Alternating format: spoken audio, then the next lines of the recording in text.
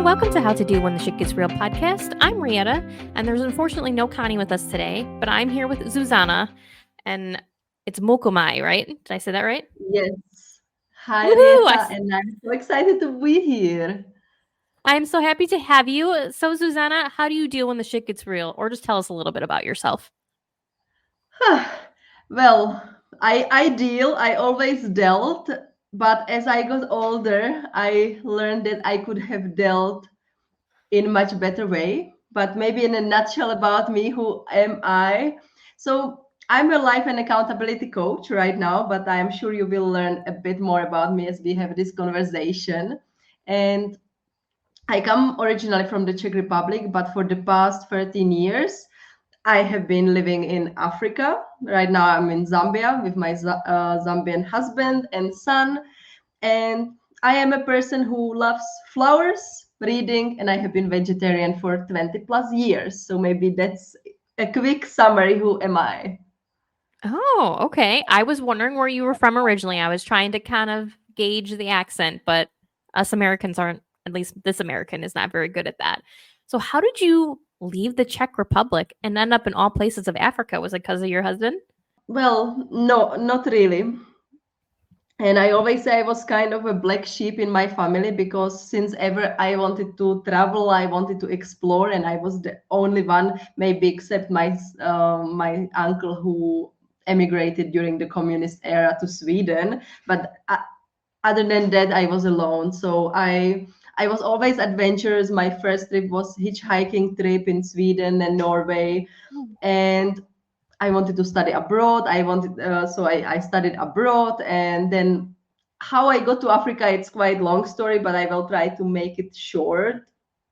Um, in my first longest serious relationship, my ex-boyfriend, ex-husband, I don't want to reveal so much as we are going to talk. My ex-boyfriend, my ex-husband loved Africa, and I was young. I finished my bachelor degree, so I just followed him, and that's how I ended up in Uganda. And you must love it since you stayed there. I think now again, as I'm getting older and have a child, it's different than it was like 13 years ago. I sometimes I feel it's love and hate relationship, but probably since I'm staying here, it's always more of the positive ones than the negatives. I was never really interested in Africa. I was adventurous, I was curious, but I was always attracted to Asia. My dream country was Mongolia and this kind of countries, or Sweden, Nordic countries. Africa was not really on my list, but then after the first trip, which I survived because everybody was scaring me that I won't survive trip to Africa because of all the stereotypes. I survived and I loved it. So then I moved to Uganda when I finished my school, and there are, like, I think as with any other place, there are great things and things that are not so great. So what I love especially about living in Zambia, one, it's really peaceful country, so it's really safe, and people are just chill and relaxed, so you can talk to anybody, to a taxi driver, to a lady in the market, you can just chat, and it's really pleasant. Oh, well, I love that. I love making random conversations with people. It's probably why I have a podcast. Yeah. I imagine Africa is really hot, and I don't know if that's just like my interpretation of it, but is it really as hot as like we imagine it is, like all the time? Yeah, I might surprise you. Zambia is a bit south. We are not on the equator, so we are coming to the South Africa, and we actually have winter. Oh, And okay. as I said, I started in Uganda, which is on equator, so that's typical. It's hot all year round, but Zambia has winter, and it's like Australia, so it's the other way around as Europe or the US. So we have winter in July. I was thinking, no, you guys, you're not serious. I'm in Africa. It won't be cold. And then I froze my first So winter in Zambia. So so it actually gets cold. it gets in the morning, it can be 3, 5 degrees. I have no idea what is it Oh, in Fahrenheit. I'm sorry. that's okay. I'm gonna you keep talking and I'm gonna look. So it's like just few degrees above zero, above the freezing level. And during the day it gets hot, but what makes it terrible is that there is no heating in the houses. Oh, okay, yeah. Yes, so I was really surprised. I had no winter clothes, and since then I have gloves, I have winter jackets, I have winter shoes, and every winter in Zambia I try to go to Czech Republic for the summer just to avoid it. That's smart. That's the way to do it. I never would have thought anywhere in Africa got close to freezing. So, learned something new today. I'm glad I could share that, and you are welcome for a visit, but I would recommend you to come in summer. Okay. And your summer, which would be my winter, which that works out. Yeah. Perfect. Africa's never really been super high on my list, kind of like what you were talking about. I'm more drawn to like the Nordic countries and stuff, but I still would be interested in checking it out. So I might have to take you up on that at some point. Yes, please. So what has been some of your favorite parts about living in Africa? And do you ever miss home? I don't really miss Czech Republic. I would say sometimes I miss Europe because what I miss, and it's kind of paradox, it's the nature. And maybe that can be surprising because Africa is known for wildlife, all these amazing animals, all these like long stretches of virgin nature, but it's not for people. And I don't know how is it in the US, but in Czech Republic, especially Czech Republic, 30% of our land is forest, and it's really accessible for people. So even if you live in the capital, you jump on a public transport, and in 1 hour you are in the forest, and you can walk for kilometers and kilometers for hours and hours in nature, which is not dangerous. There are no crazy animals. The roads is there, the pubs with the beers are there, so it's made for people. But in Africa it's really the wilderness, and if you want to go to safari, it's amazing, it's beautiful, but you can't do it every weekend because first it's really expensive, and then for example Zambia is really big. Like just for me to get to the capital, it's 8 hours of drive. To get to one of Eight the national years? parks, it would be 2 days on the road. uh, Wow.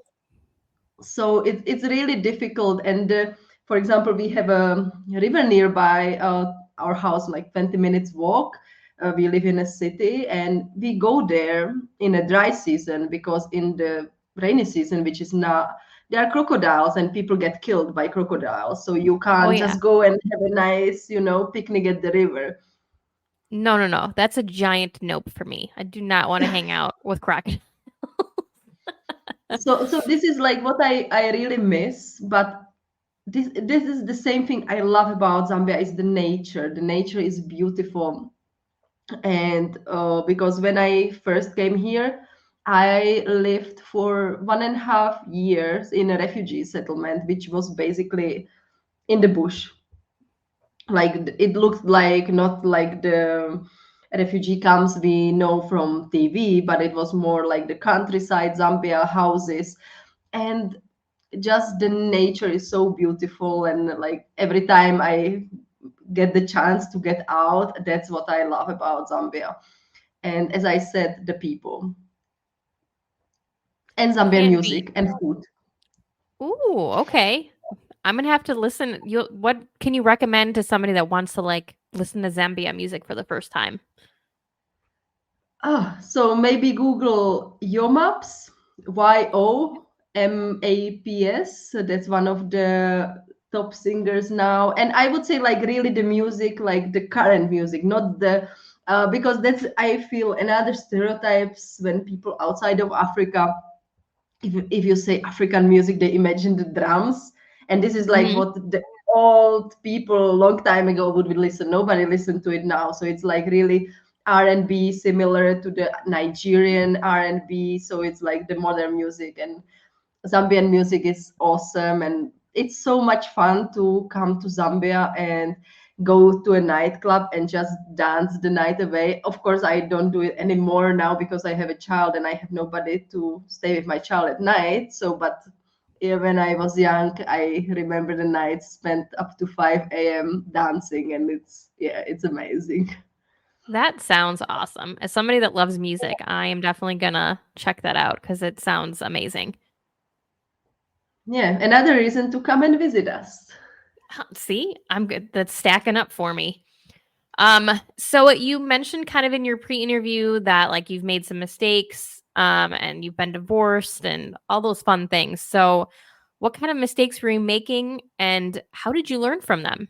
I think I learned the hard way, and I think I was also very lucky. So there were like the small mistakes, which I don't know really if to classify them as a mistake, or it would be more like doing silly stuff. Like when I was hitchhiking alone in Sweden, I would get a ride like in a car with five guys, and I would just do it. Nothing ever happened to me. I would sleep. I was working at a reggae festival then. I had no accommodation, so my Ugandan boss organized me accommodation with his Nigerian friends. And like all these things, like I had amazing experience. But now when I think of it, I was like, oh my God, how could I do it? I would never do it now because I would be so scared. And I think this is like how I started meeting people. So probably I was the lucky beginner. Nothing ever happened, and it brought me lots of positive things. And when it comes to the when I was thinking about this question, was the biggest mistake probably what I have made. But again, I learned something from it was that I got married instead of breaking up. So I would not recommend doing this if you are not happy in a relationship and you are not sure if you want to be in a relationship or you want to break up. Just don't get married, because that's exactly what I have done. Yeah, and I'm guessing so how long did it last after you got married and then went, "Uh-oh." So we got divorced 1 year after the wedding, basically. So it didn't take very long. Yeah, and I think we broke up even much earlier because in Czech Republic the law is like you have to be at least 6 months separated before asking for divorce. So it was like few months. Well, I mean, that's good advice. If you don't like the person that you're going to marry or that you're with, you probably shouldn't marry them.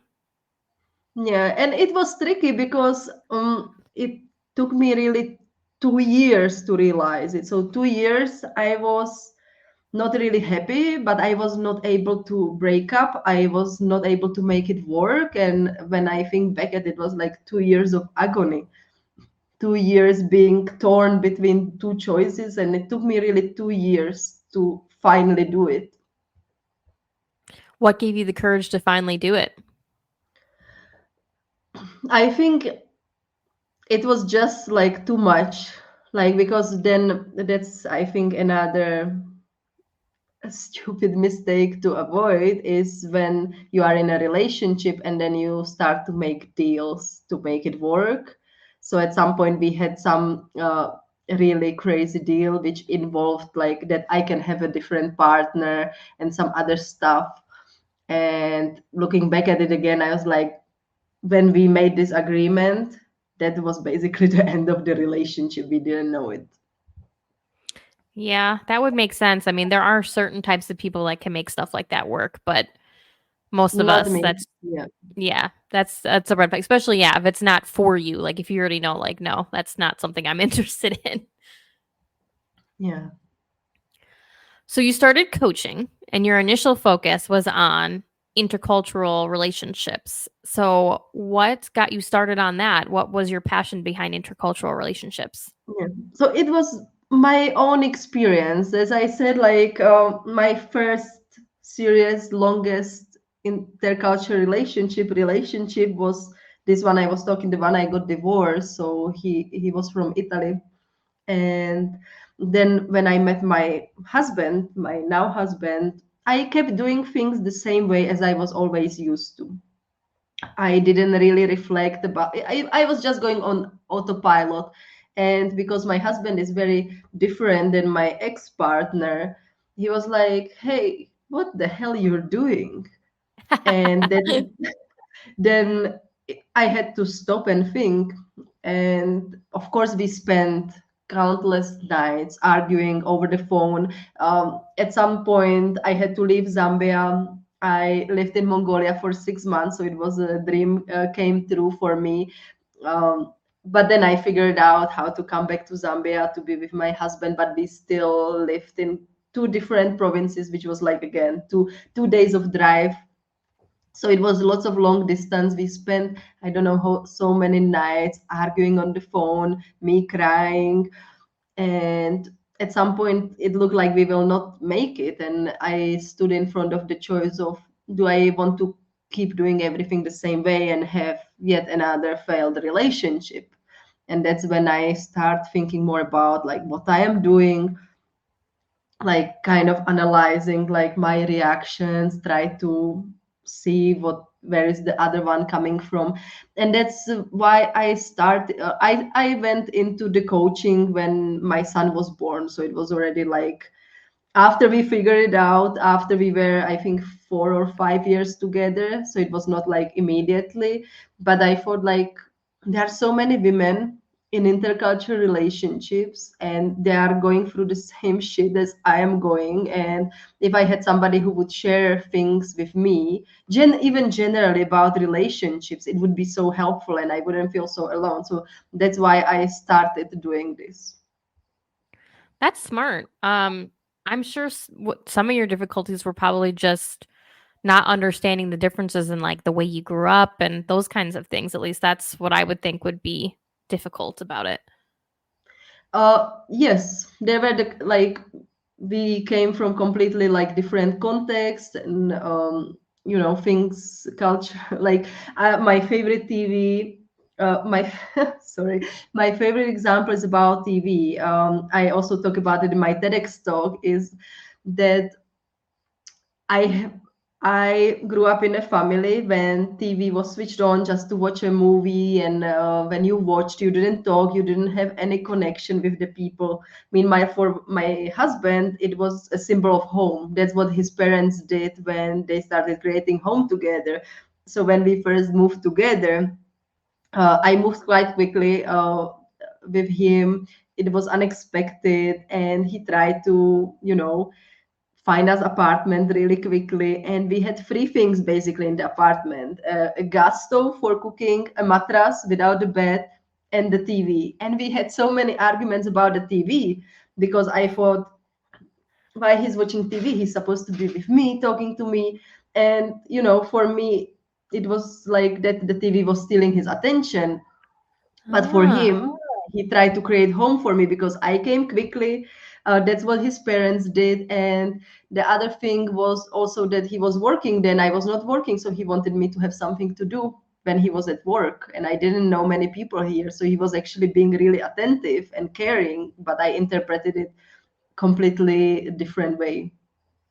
oh, that's a good example. I mean, it's amazing how something that seems so simple and something we're just kind of used to. Like, I feel like TV here, at least in the US, is kind of something that's just there. Like, you use it to relax or you use it to just watch a movie together or spend time together, kind of like what you were talking about, and how different it was and interpreted by you. So, that's a good showing of a breakdown of like communication and how you're assuming the other person knows what you're thinking when they really don't.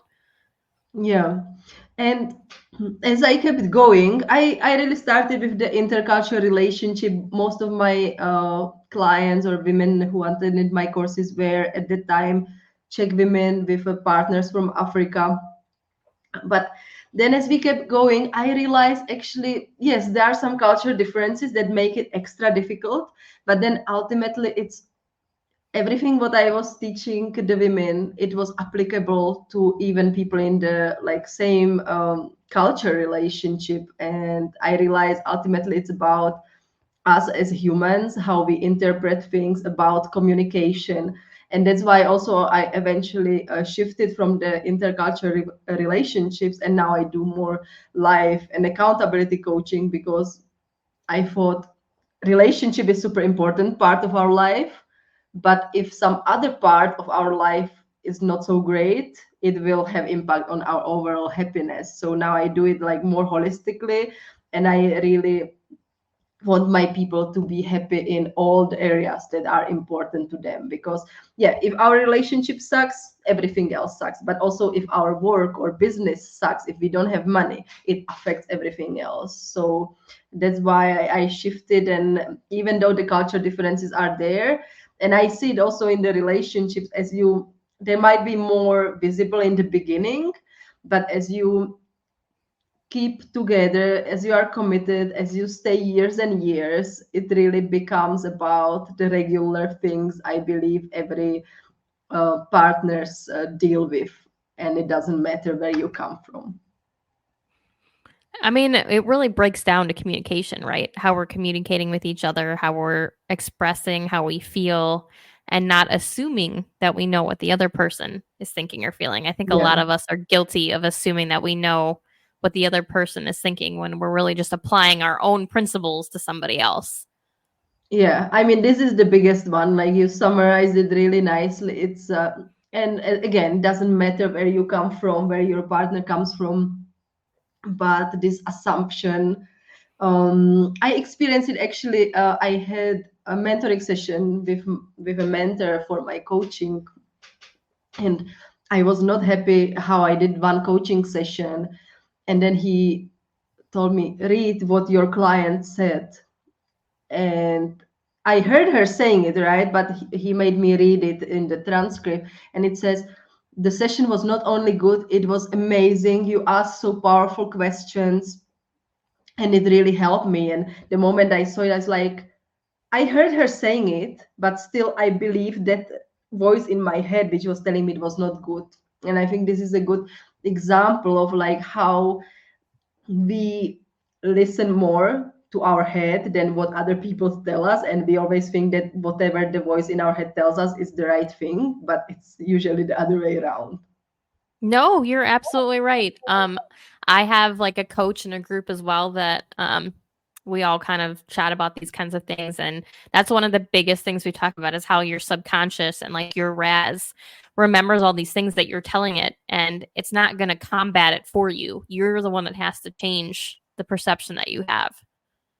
Exactly, and that's what I was teaching the women in intercultural relationship in the beginning, because they would come to me and they say, my partner ABCD, he does this wrong.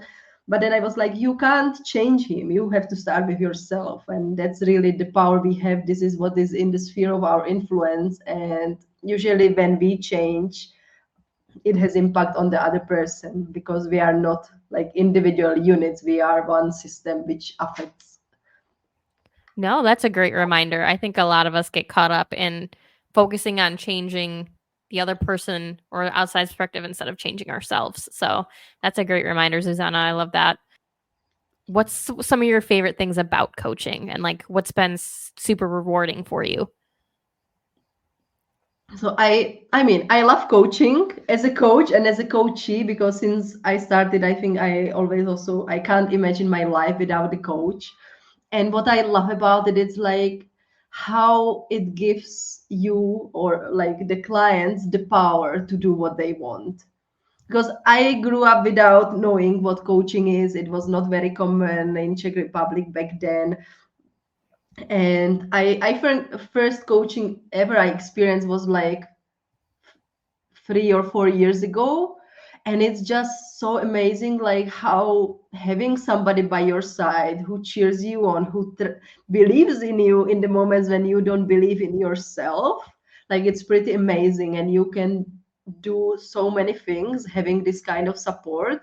Because I think, I don't know why the world is set up in that way, I think, but I believe that's kind of common, that we are conditioned to that things are not possible, and that we shouldn't dream too much, or we should just play it safe and, like, keep our regular 9 to 5 job, and if be in a marriage with this nice enough guy.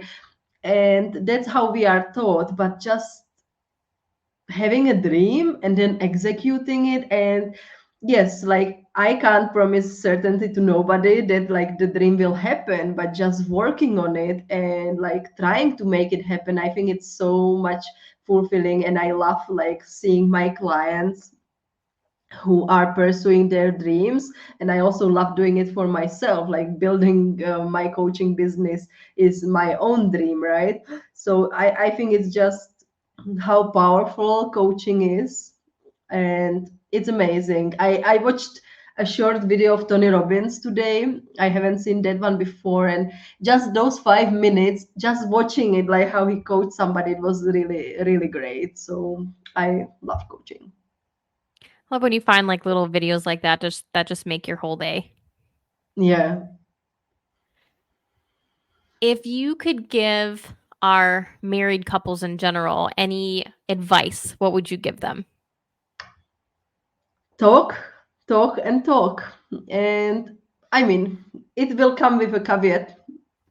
So the communication is really important. And as we said already, don't suppose what the other one is thinking, feeling, or why he's doing it certain way. And be curious. I like to use this example of traveling. If you love traveling, I think you can imagine it like very clearly. You travel to country you have never been, you have no idea about the culture, and then you see a lady by the roadside doing something very strange, and you don't know what she's doing, why she's doing it. So as a nice tourist you would be, which I hope you would be, a nice respectful tourist, you would be probably watching, and then you would become curious. You would be like, what are you doing? Like, what is this? Like, why you are putting this in here? And you would just try to understand. You wouldn't come there and say, hey lady, I come from the Czech Republic, I have no idea what you are doing, but it's the wrong way. I hope that most of us as tourists wouldn't be doing this, yet we do this in our relationships, right? And I mean, the difference in culture might not be there, but I kind of exaggerated for the example. But we keep doing because ultimately we are not in the head of the other person and we have no idea what's going on there. So that's the one: communicate, communicate, communicate, talk, talk, talk. And the caveat is, when it comes to conflict management, and that's something I really learned with my husband, is that we all have different styles of fighting. And generally, I think lots of us women, we try to talk things through, sort it out. And me personally, when we had these big arguments, I kept talking. I was like, no, we can't hang up on the phone. We can't go to sleep before this is resolved. So I want to sleep. I want to hug you. I want you to be happy with me. And I kept pushing. And that made, like, we kept digging into the argument, and we would spend whole night arguing. And then 5 days he wouldn't be talking to me.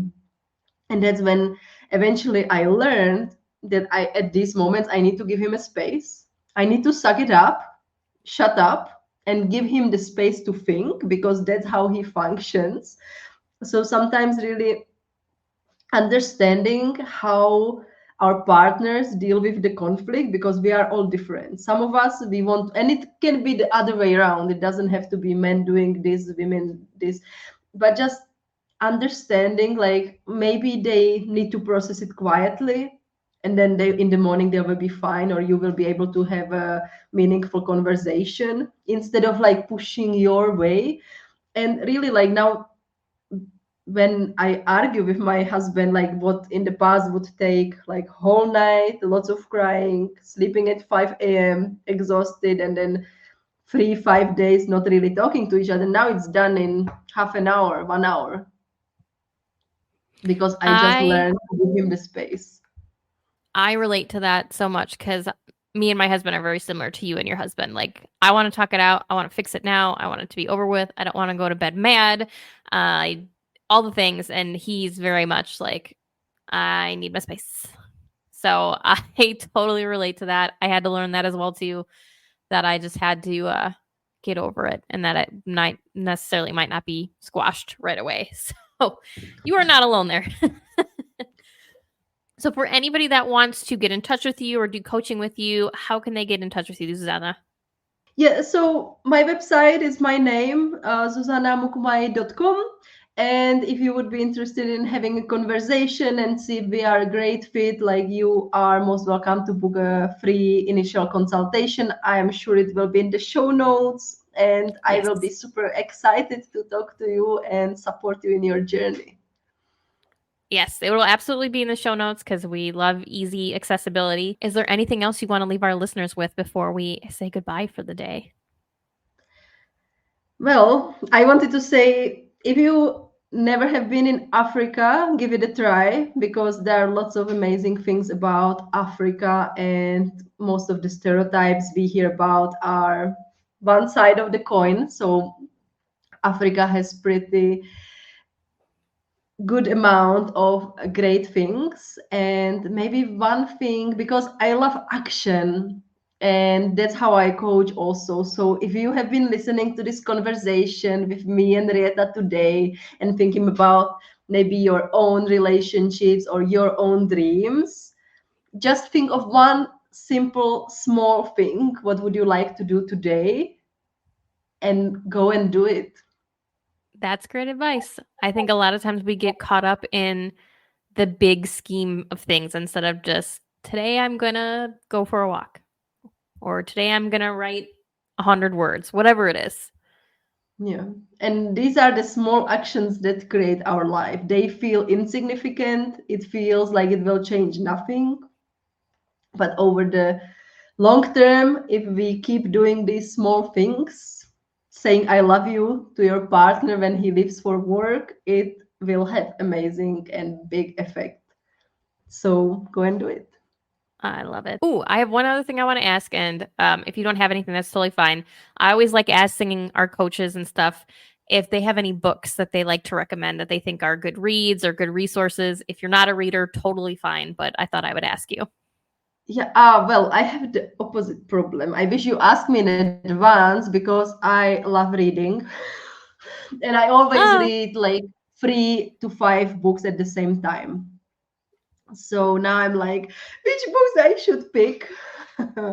But when it comes to productivity, which is like kind of my main topic I love doing, I absolutely love the high performance habits by Brenda Bouchard, which is amazing. It's really good. Then talking about the small actions stacking on each other and having a wonderful effect over the long term. Then the Slight Edge is awesome book. I just finished reading it last week after my coach talked about it for about 2 years. So I finally read it. Um, so those are like on the productivity, personal development, and I also love fantasy actually, and I used to read it a lot when I was young. So I love The Lord of the Rings and The Game of Thrones. I love the books more than the movies. So of these are course. some of my favorite books. And I mean, if you want, I can send you the list. You can put it in the show notes, because now I feel Yeah. like I was on the spot just picking few, but I love so many books. So, and that was my big win. And maybe if I can share this to for people to motivate, because now the biggest challenge most of my clients have, and I can imagine people listening, is that we feel we don't have time or energy to do these things we enjoy.